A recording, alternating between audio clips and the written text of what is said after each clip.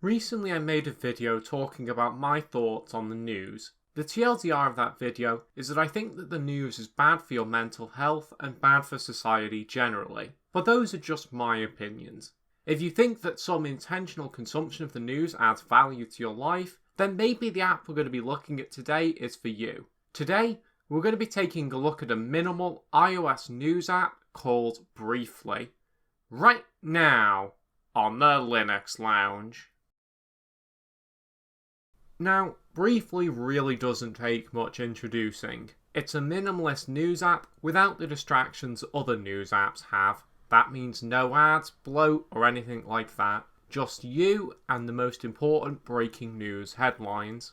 The first thing that you'll see when you open Briefly for the first time is a list of news sources that you can get your news from. Sadly, the selection is pretty limited, and you can't add your own feeds like you can with an RSS client, which is undoubtedly one of my biggest annoyances with this app. Whether the limited number of sources is acceptable to you will really depend on who you are.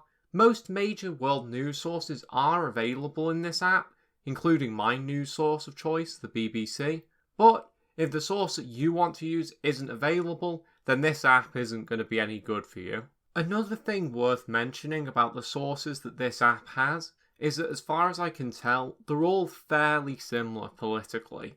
They're all more or less in the centre of the political spectrum. Now, in some sense this is a good thing because it keeps people away from either political extreme, but if you happen to want to read news from sources that aren't in the political centre, then maybe this app isn't for you. Once you actually get into the app, it's pretty much just straight to business, which I quite like. You get a list of headline news stories from your sources of choice that come from the past few days. They're presented as just black text on a white background, no images or anything like that. All you get is the news headline, the date it was published, and the source that it came from. And that's it. But really, that's all you need. You could open up this app once a day or however often you decide is helpful and read all of the headlines within a few minutes, which is great for any digital minimalists who value efficiency. If you decide that you want to read through the full news story, that's something that you can do with this app as well. Just click on the headline and you'll be taken to the website to read the news story, which is something that I'm personally not a fan of.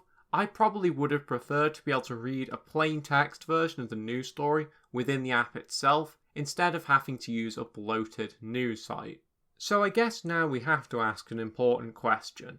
For minimalists, what advantages does this app have over other methods of reading the news? Well, for a start, with this app you'll probably spend much less time reading the news. This app cuts some nonsense and just presents you with the most important news stories. You can be done reading the headlines in this app in a matter of minutes.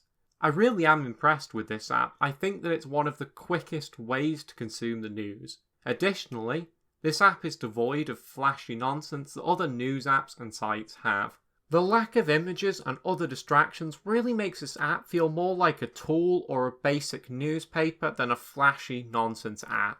So, there we go, that's Briefly. It certainly is a very nice and minimal app, and I've definitely enjoyed my time with it. In fact, if all of the news sources that you want to access are available in this app, and you don't mind having to use the web versions of news sites in order to read the full story, then I could definitely recommend this app. For me though, I think I'd want to add my own sources in order for me to be able to use this app.